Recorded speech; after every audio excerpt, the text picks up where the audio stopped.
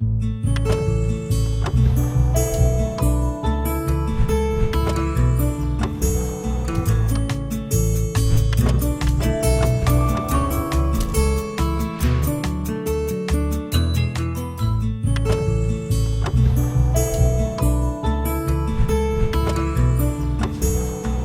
a todos, sejam bem-vindos mais uma vez aqui em mais um encontro com o professor Jorge Formiga. Trouxe para vocês aqui mais uma aplicação da integral voltada ao trabalho realizado por uma força. Por trás aqui do contexto desse estudo, nós vamos utilizar o método de volume por fatiamento, tá? Que eu já fiz uma aula, gravei uma aula explicando exatamente esse método, como se determinar o volume de sólidos através de fatiamentos, né, de interseção de um plano com esse sólido. Pois bem, então mais um exemplo, a aplicação de hoje vai ser especificamente para se determinar a quantidade de energia necessária para retirar a água desse reservatório aqui que você está vendo aqui na figurinha de apresentação, né? Qual é a quantidade de energia necessária para esvaziar todo esse reservatório aqui? Ou seja, qual é o trabalho realizado, né, para esvaziar esse reservatório? Mas para isso, vamos aqui recordar o método de volume por fatiamento, né? O método que já mostrei lá consiste em retirar uma amostra dessa para calcular o volume, né? O volume a gente sabe que por método de fatiamento vai ser dado pela πr, a área da base, vezes a altura. A área da base, como é circular, é πr ao quadrado. O r aqui, nesse caso, é a função, né? Sai daqui do centro, vai até a borda, é a função. E a altura é o ΔX, que está aqui sobre o eixo x, então aqui é o ΔX. Então, dessa forma, o volume para um disco desse é dado por essa expressão aqui que vocês estão vendo. Se eu estender esse disco ao longo de todo o sólido, aproximadamente eu posso ter o valor estimado desse volume através dessa somatória, que sabemos que ao fazer essas subdivisões tenderem a infinito, eu tenho o volume exato desse sólido, que eu posso então aplicar a definição da integral aqui, no caso uma integral definida, né, dentro do intervalo a b, para uma função contínua que foi rotacionada aqui, né, ao redor de x. Esse é o caso fiz uma aula explicando esse método. Pois bem, uma outra informação que é extremamente importante para a aula de hoje é a questão do cálculo do trabalho realizado, né? Nós sabemos que o trabalho realizado é uma quantidade de energia para você mover, deslocar um corpo de uma posição inicial até uma posição final. Então, quanto de energia é necessário para você mover esse corpo? Nós sabemos que se a força estiver na mesma direção do deslocamento, ou seja, esse ângulo aqui é zero, né? Ou seja, se a força estiver aqui, então esse trabalho é apenas força vezes deslocamento. Então, se eu pegar a força, calcular e multiplicar pelo deslocamento, eu tenho o trabalho realizado para mover dessa posição A até a posição B.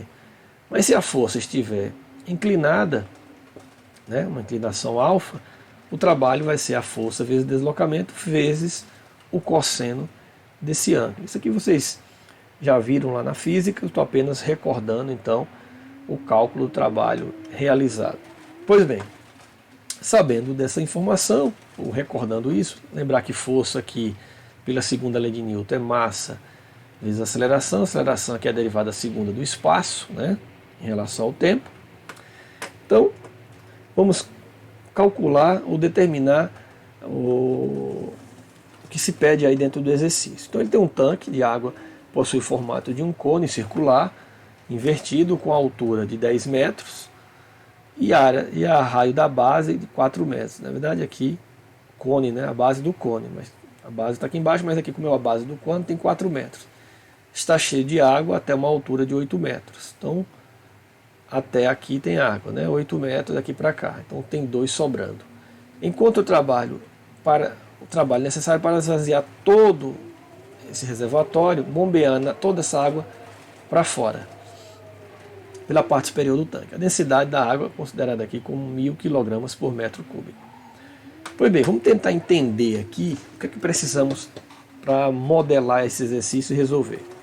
Então, a primeira coisa é entender que o deslocamento dessa água, vamos traçar aqui um eixo X, o eixo vertical que vamos chamar de X, né? Então, coloquei aqui que o deslocamento ponto a ponto desses cilindros que nós vamos delimitar aqui dentro para usar o método de fatiamento, cilindro não, desculpa, desses discos, ele vai variar de acordo com a altura, né?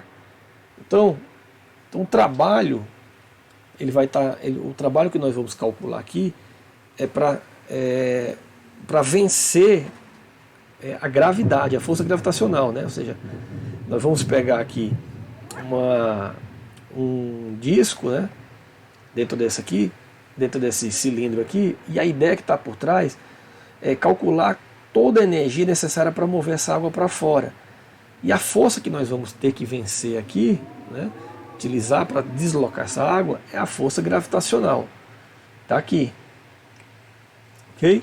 O deslocamento aqui é o deslocamento ao longo do eixo X aqui, que cada disco vai ter. Quando eu pegar um disco aqui, então a posição dele vai ser um XY aqui. Ok, gente?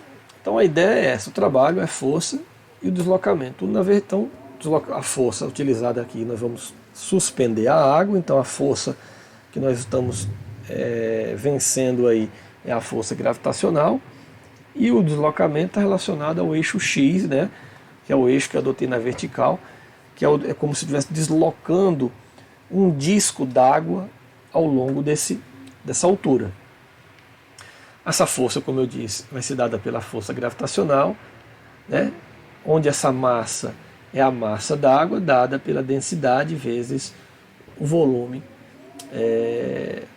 volume d'água que eu vou pegar aqui de amostra. MI aqui, que significa que é da amostra do disco d'água, né? A força aí é a força referente à amostra desse disco d'água aqui. O volume, então, desse disco d'água é a área da base, né, πr ao quadrado, vezes a altura, que no caso aqui é a altura do disco, ΔX, né? Então o raio aqui, essa distância daqui para cá. Pois bem, a questão é o seguinte, esse raio ele vai mudar de acordo com a altura do reservatório, né? Porque se eu pegar um disco aqui, né, note que esse R é menor. Então qual é a relação que R tem com a altura do recipiente aqui, do reservatório? Então essa é a primeira questão, e é baseado nisso que nós vamos começar nosso exercício. Porque quando nós integrarmos todos os discos, né, ao longo do reservatório, nós precisamos levar em conta essa relação, né, do raio com a altura do reservatório, com a profundidade, melhor, do reservatório.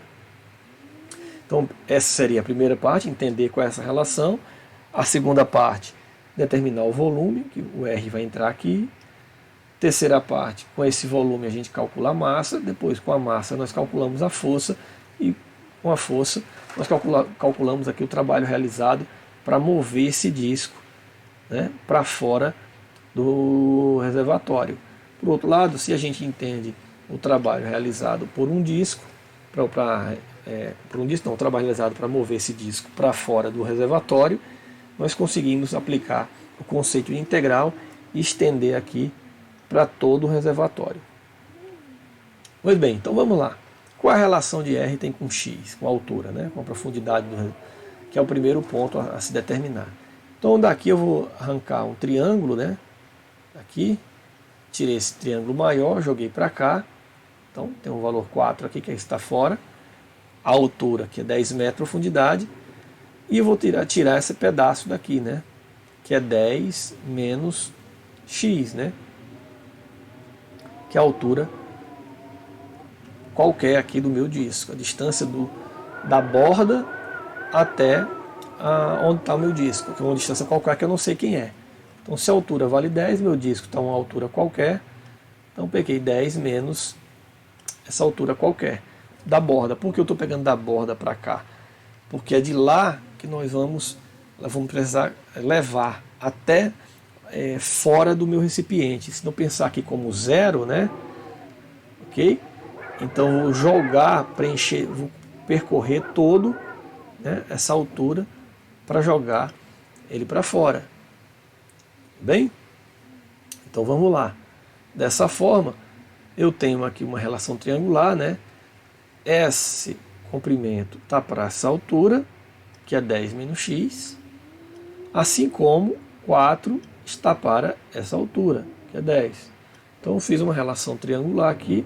Então daqui, né, fazendo um produto aqui cruzado aqui, simplificando, eu tenho que esse R é dado por essa informação.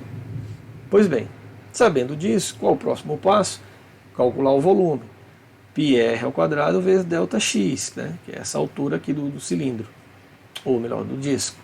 Então colocando essa informação aqui, eu tenho o volume, certo? Então vamos lá. Lembrar que aqui é ao quadrado, né? O R está ao quadrado. Então vou levar tudo isso ao quadrado. Está aqui. Próximo passo, determinar a massa, né? Que é a densidade, que a gente deu lá no início, 1000 kg por metro cúbico, vezes o volume que está aqui, ó. Então fazendo esse produto, né? Dando uma simplificada, eu chego à massa, a massa do disco d'água. Está aqui. Lembre que está em função da profundidade do recipiente. Dessa forma, próximo passo, calcular a força. Já tenho a massa desse disco vezes a gravidade. Então eu tenho aqui, fazendo esse produto aqui, eu tenho essa força necessária para mover esse disco daqui para cá.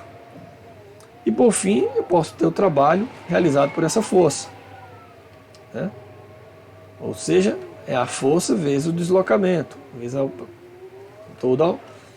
seja, que deslocamento e profundidade é esse? O quão eu quero deslocar, né, dentro do meu recipiente. No caso aqui, até a borda, né, para jogar para fora. Então daqui para cá. É o meu XI. Pois bem, fazendo esse produto da força pelo deslocamento, então eu vou ter a minha expressão do trabalho realizado para jogar esse disco até a borda do meu reservatório.